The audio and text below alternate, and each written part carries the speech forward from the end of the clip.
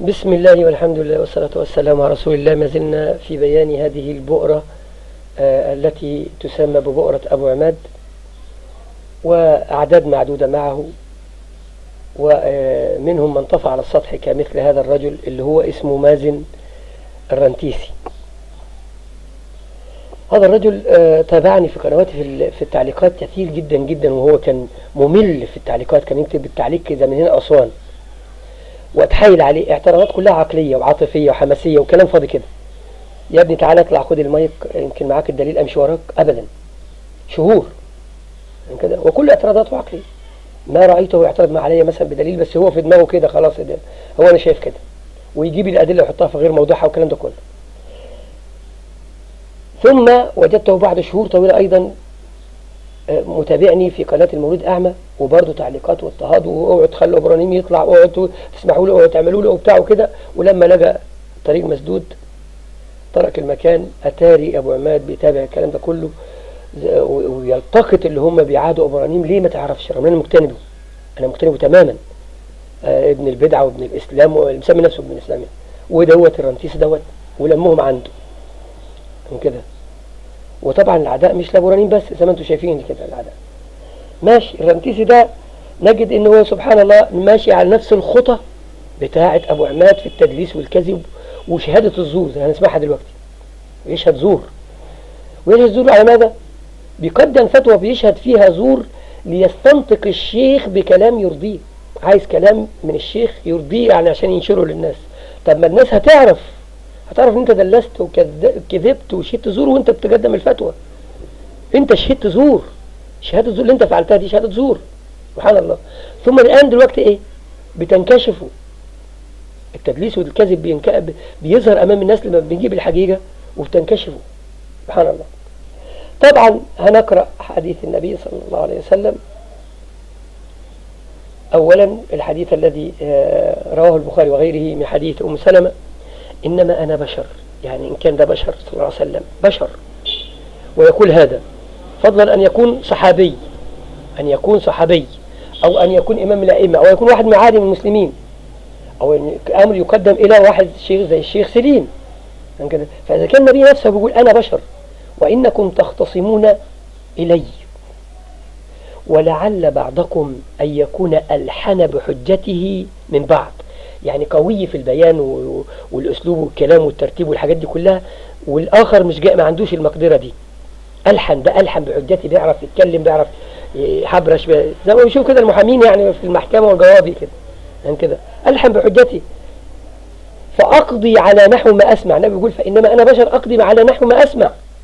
فكذلك الشيخ يا أخواننا، دي اللي خدوا منها القاعدة: الحكم على الشيء فرع متصوره. الشيخ مش مطالب يدور بقى الكلام ناقص ولا مكسوس ولا لزج وكذب تدليس شهادة زور، مش مطلوب منه كده. هو حكم على ما ألقي إليه من كلام يعني كده. إذا كان النبي قال هذا فأقضي على نحو ما أسمع، فمن قضيت له من حق أخيه شيئا فلا يأخذه، فإنما أقطع له قطعة من النار. ما أخذته من الشيخ عني، رغم أن الرجل يعني قال بحق يعني على رغم التدليس، يا رنتيسي هذا باطل، هذه قطعة من النار، لعلك تتوب وترجع أولا عن التدليس والكذب وعن شهادة الزور، من أجل أن تستنطق شيخ كلام يرضيك، وبعد ذلك ستنكشف. سبحان الله العظيم. دي كلام النبي صلى الله عليه وسلم، هذا كلام النبي.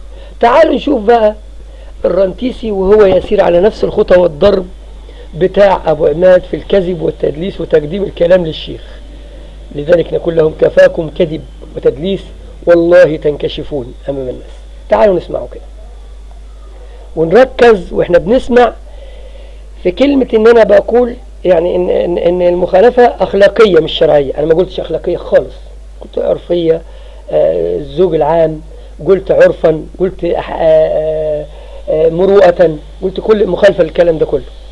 وكنت اقصد كشف العورة.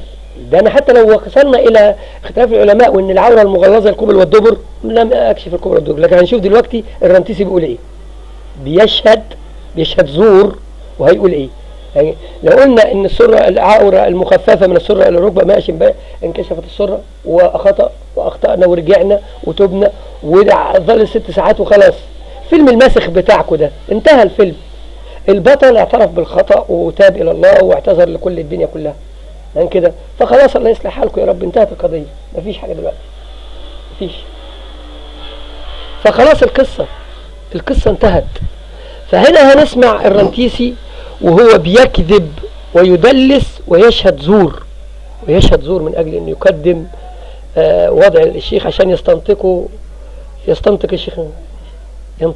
الشيخ بشيء معين كده. تعالوا كده نسمعه وإحنا بنقول لهم كفاكم كذبا تدليسا تنكشفون أمام الناس. قول يا رنتيسي وقدم السؤال بتاعك، وركزوا في حتة إن أنا الشيخ بيستوضح منه، بيقول له يعني هو أصله لو كشف عن سرته مش هيبان إنه يعني رجل ولا امرأة، ده لازم يكشف عن كله. فيرد الرنتيسي يقول له فعل. لا يا حبيبي،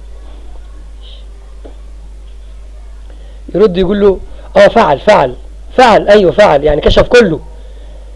أنت شفت؟ لا ما شفتش. وبتشهد هذه الشهادة ليه؟ دي شهادة زور.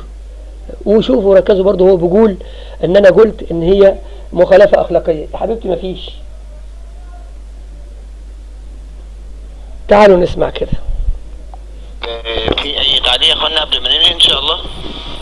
في مجال السؤال ولا صعب؟ طيب سؤال، تفضل يا مازن، سؤال تفضل.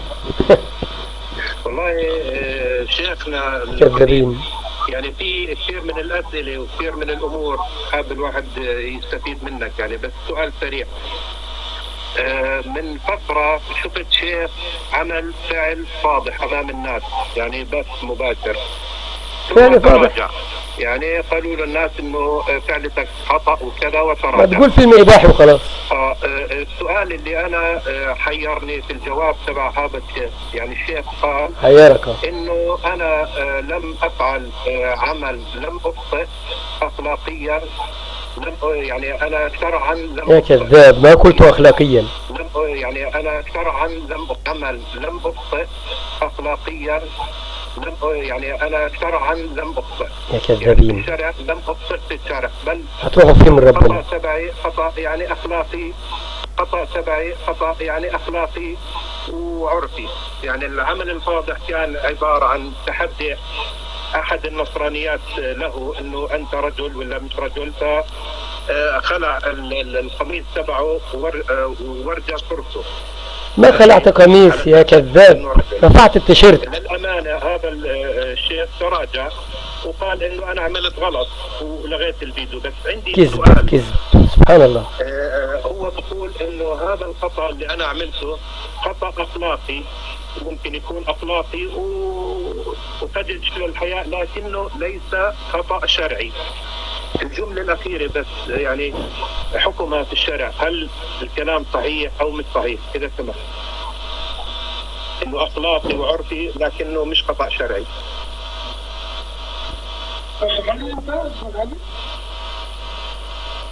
أنا خلصت السؤال. اسمك مازن ولا علي؟ اسمي مازن يا شيخ سليم. صدق يا أخ مازن إنك ليس أنا شيخنا. ضحكتني يا أخ علي، يا أخ مازن ضحكتني. هذا الرجل لو كشف عن صورته فلا يتبين أنه رجل أو امرأة، لابد أن يخلع لباسه كله. الضحك بقى اشتغل. هذا الرجل لو كشف عن صورته فلا يتبين أنه رجل أو امرأة. فعل لابد أن يخلع لباسه كله. يا كذاب. هذا ما فعله يا كذاب. شفت يا كذاب؟ دي شهادة زور يا كذاب، شهادة زور. هذا ما فعله. احلف بالله ان هذا ما فعلت ايها الكذاب الاشر. هذا ما فعله. كلكم بتضحكوا. هذا ما فعله. كذب، تدليس. ايش عمل؟ ابو عماد بيضحك. وتراجعه يجب ان يكون واضح، وهو قدوة. اذا كنت هو شيخ يجب ان يكون قدوة، ولا يفعل ذلك. يا كذابين. يدخل في النساء بارك الله فيك، لأنه أشد فتنة على النساء على رجالها النساء بارك الله فيك. نعم يا شيخ أحسنت، فقط سؤال. لكن كذبوا عليك ودلسوا. ما فهمت سؤالي، يعني أنا سؤالي إنه هو بقول إنه أنا أخلاقي. هل هذا خطأ شرعي؟ هو بنكر. أنا ما قلت أخلاقي. مش خطأ شرعي، هذا فقط خطأ أخلاقي وعرفي، لكنه ليس. هذا فقط خطأ أخلاقي، هذا فقط خطأ أخلاقي وعرفي، لكنه ليس خطأ شرعي. جوابك إذا تكرر. هذا خطأ شرعي، وقوله خطأ أخلاقي يدل على أنه خطأ شرعي. فقد قال النبي إنما بعثت لأتمم مكارم الأخلاق، وقال لكل دين خلق، وخلق الإسلام الحياة. فالأخلاق من ديننا ومن عقيدتنا ومن منهجنا. أحسنت يا شيخ، ربنا يبارك في عمرك. طبعا رابط قصة أبو رنيم اللي هو الفيلم الماسخ ده، الفيلم الماسخ اللي معروف طبعا دلوقتي أبو رنيم عريان، هيكون إن شاء الله موجود في صندوق البث. لكن يعني البث ظل 6 ساعات، واعترفت بالخطأ واعتذرت تاني يوم في البث لمتابعيني، واعمل ايه تاني؟ يعني اضرب نفسي بالنار ولا ايه؟ طب اللي انتوا بتعملوه ده والكذب والتدليس ده، اما انا لكم ان تتوبوا وترجعوا عن اخطائكم واحوالكم والكذب والنصب واخذ فلوس العالم وتوريط الناس والشيوخ وتوريط المسلمين اما انا لكم ان تتوبوا انتم. ده حتى ان لم يعني الله لا يقبل توبتي مثلا او رجوعي عن خطئي. كنت بتكلم عن العورة المخففة والمغلظة انها لا تخالف شرع، يعني على اختلاف العلماء. المغلظة لا مغلظة القبل والدبر. قد فعل يا رنتيس يا كذاب يا بتشهد زور يا كذاب. سبحان الله. عموما رابط الفيلم الماسخ بتاعكم هذا نعيده، اللي هو قصة أبو رنيم عاريا. والله أنا أتمنى أن أوصل لشيء، هوصل له إن شاء الله بإذن الله. الشيخ سليم وهبعت له القصة بتاعت أبو رنيم وهبعت له. طيب الآن أمام الناس أهو، ها ما هوش يعني كفر، ما عملتش فيلم إباحي يا كذابين، انك ما عملتش فيلم إباحي. طب ما الشواطئ مليانة والأفلام والمسلسلات شغالة عري على الفاضي، في تقدروا تتكلموا على التقبيل والحضن والسرير ومشاهد السرير والحاجات دي كلها في الأفلام. يلا اتكلموا اشتغلوا. أصل انت شيخ، ايوه طب دول بيعرضوا على المسلمين، دول بيعلموا المسلمين، ها يلا تشتغلوا هنا. لا مش هنشتغل عليك انت، اصل انت المقصود. الممثلين مش هنكسب حاجه من وراهم كده، لكن انت المقصود يا ابو رنيم. طيب يعني اضرب نفسي بالنار ولا ايه؟ انا تبت واعترفت بخطأي، تنزيلا هقول خطأ شرعي وخطأ اخلاقي وخطأ حياء وكل ده. تبت وقتها واعترفت ورجعت، والان اعلن توبتي تاني، نجدد التوبه. ايه المطلوب بعد كده؟ لا ما احنا مش لاقيين حاجه. يعني اعمل ايه؟ انا اضرب نفسي بالنار ولا اعمل ايه؟ عشان مش لاقيين حاجه هنقعد نقول سقطت شهادته وعبرني عارين، سقطت شهادته، هنقعد نقول كده مش لاقيين حاجه. احنا مش لاقيين حاجه، مش لاقيين وراء غير كده. هندلس وننصب ونحتال ونقول فعل جرع خالص، وهتروحوا فين من ربنا؟ والله لن تفلتوا. شوفوا انا جبت المقطع كامل ازاي، بعيد الحاجات اللي انا عايز اوصلها ليا، بيقول جرع خالص. فعل ايوه قد فعل اي نعم قد فعل. لا بد انه يقلع خالص. اي نعم قد فعل يا راجل. طبعا انت ما قلتش كده، انت بتقول قد فعل. انت شفت؟ حسبنا الله ونعم الوكيل. بنقول للجميع ان شاء الله قصة برضه ابو رنيم عاريا موجودة في صندوق الوصف، شاهدوها. وما زلنا في البيان، وعندنا الليلة بس محترم جميل بالادلة، مش زي ده، مش زي عماد والرنتيسي والعالم دي والبقرة دي كذبوا ويدلسوا ويعملوا ومش قادرين يواجهوا حاجة. في حارة العلم مش قادرين يواجهوا. حتى الشيوخ اللي معاهم بننادي عليهم سبحان الله، كان معاهم شيخ يعني، حتى الشيخ سليم والله كنت على استطاعة ان انا اواجهه وعندهم، لكن دول كذبة مدلسين شهاد زور، ما يهمهمش خالص غير الفلوس والنصب والنهب من فلوس اموال المسلمين. حسبنا الله ونعم الوكيل. وإنا مع الله وإن الله معنا. فوالله لا نكذب ولا ندلس ولا ننصب ولا نحتال زيكم أبدا من أجل أن ننصر أنفسنا.